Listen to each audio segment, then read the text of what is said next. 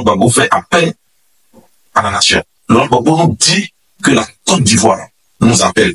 Donc, trop c'est trop, le président Laurent Gbagbo invite toute la Côte d'Ivoire. Il est temps de dire à M. Tuguet que trop, c'est trop. Trop, c'est trop. Le mouvement Génération Verte pour Thiam rallie les forces de Gbagbo et appelle à la mobilisation. À Abidjan, en Côte d'Ivoire, un nouveau développement agite la scène politique ivoirienne. Génération Verte pour Thiam, un mouvement présidé par Eric Gnamaka-Dogbo, a annoncé son adhésion totale au mouvement Trop c'est trop de l'ancien président Laurent Gbagbo. Cette annonce, faite lors d'une interview, marque un tournant significatif et vise à mobiliser largement la population. Eric Gnamaka-Dogbo n'a pas mâché ses mots en invitant tous les Ivoiriens à rejoindre les rangs du mouvement et de suivre les sillons du combat tracés par Laurent Gbagbo.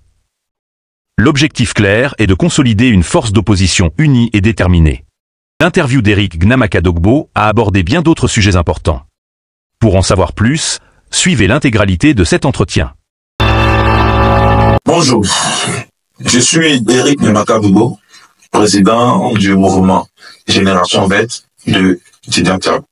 Je voudrais saluer le bureau national de ce mouvement-là, saluer tous les membres de la Génération Verte et surtout saluer notre champion, monsieur le président Thiam.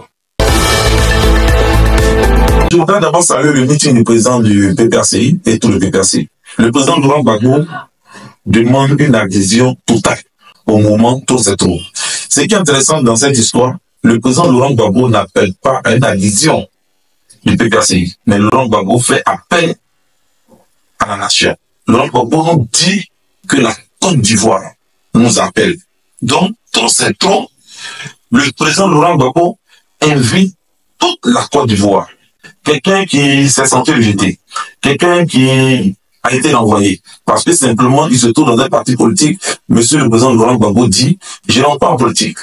Je veux que nous parlons que de la Côte d'Ivoire. Et je voulais saluer l'appel Trop c'est trop, dont nous adhérons à 100%.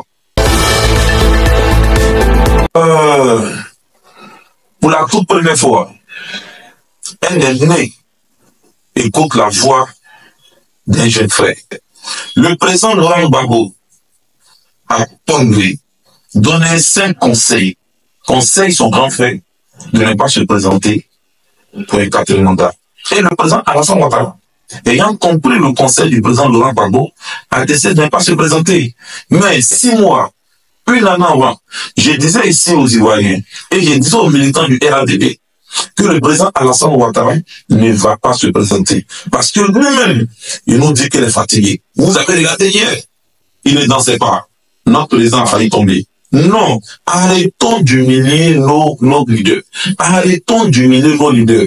Le RHDP ne peut pas prendre une personne en otage. Eric Gnamaka, ayant vu cette foule, va dire qu'il est candidat, mais avec sagesse. Ayant pris le conseil du président de la République, ayant entendu les conseils du président Laurent Gbagbo, le président Alassane Ouattara décide de réfléchir.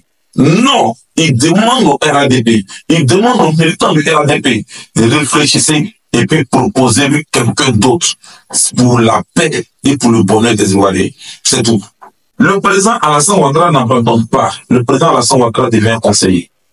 Le président Alassane Ouattara devient un professeur. Le président Alassane Ouattara devient un enseignant pour ces élèves-là. Il faut qu'ils apprennent à grandir. Mais quand nous écoutons les militants du RHDP, mais en réalité, ils n'ont pas de projet de société. Ils ont une personne qui veut valoriser. Leur seul projet de société, c'est le président Alassane Ouattara. Mais ils disent, quand on regarde la Côte d'Ivoire, quand on regarde un certain monsieur du nom de ce gars qui a quitté aux États-Unis, qui fait beaucoup de bruit sur les antennes de télévision, qui dit que le projet du président de la République parle pour lui. Non, on constate que c'est le président lui-même qui parle de ses projets. C'est le RADP même qui parle du président que de parler du programme du président. Non, qui laisse le président se reposer. Le président Alassane Ouattara, en homme de sagesse, en homme de paix, en homme de compréhension, leur a dit, réfléchissez, faites-moi une proposition pour que on parte pour la première fois à ces élections sans bagarre. C'est tout. Sinon, ce qu'un journal dit, ce n'est que les impressions. Non, ne sera pas candidat.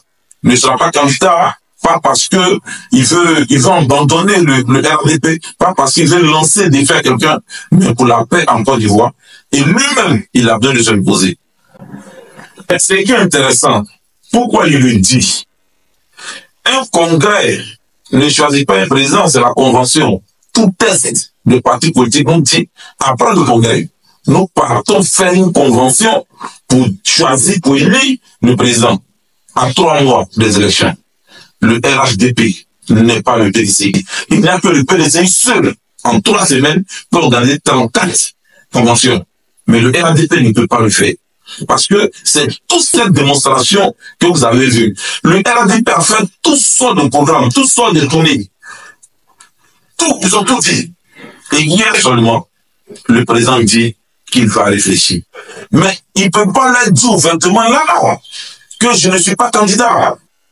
Chers amis, un bus a pris feu, un car est renversé pour ces personnes-là. Le président Alassane a su qu'il y a des gens ce même jour sont morts.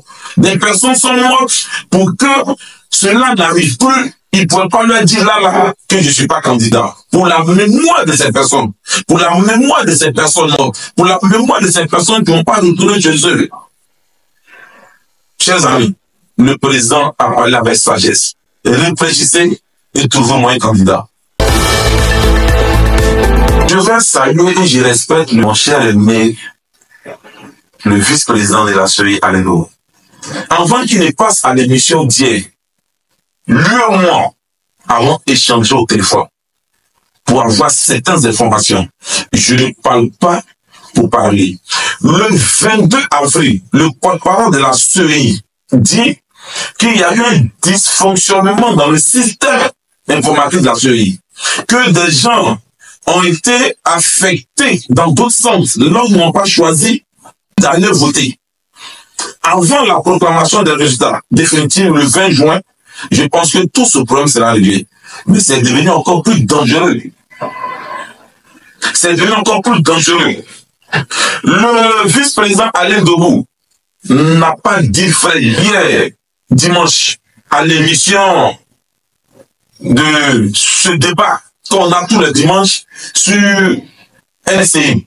Il nous dit toutes les personnes qui ont été affectées dans d'autres sens, le système les a ramenées. Ce n'est pas vrai.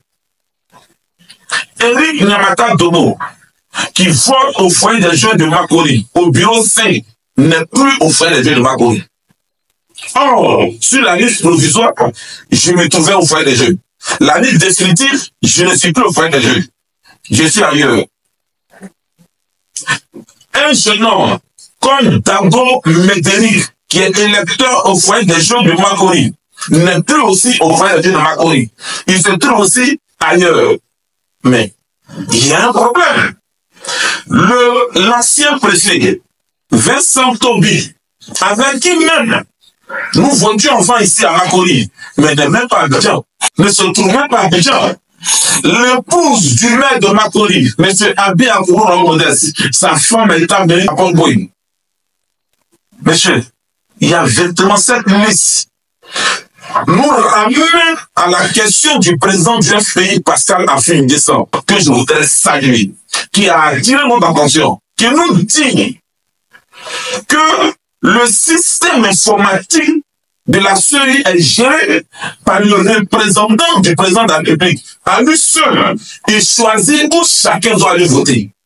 Mais il est limite, il nous connaît. Il sait que nous sommes des hommes d'opinion. Il décide que chacun va voter ailleurs. Mais je n'ai même pas de transport pour aller à Bafli, ni ailleurs pour aller voter. Je pense que cette liste-là doit être reprise. Plus grave, le président de la CEI viole ses propres tests.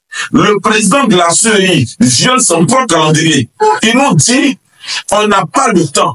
Donc, le 20 juin, on aura la proclamation définitive de la liste électorale. Mais on constate que le 4 juin, cette liste définitive est sortie. Mais on a eu 14 jours.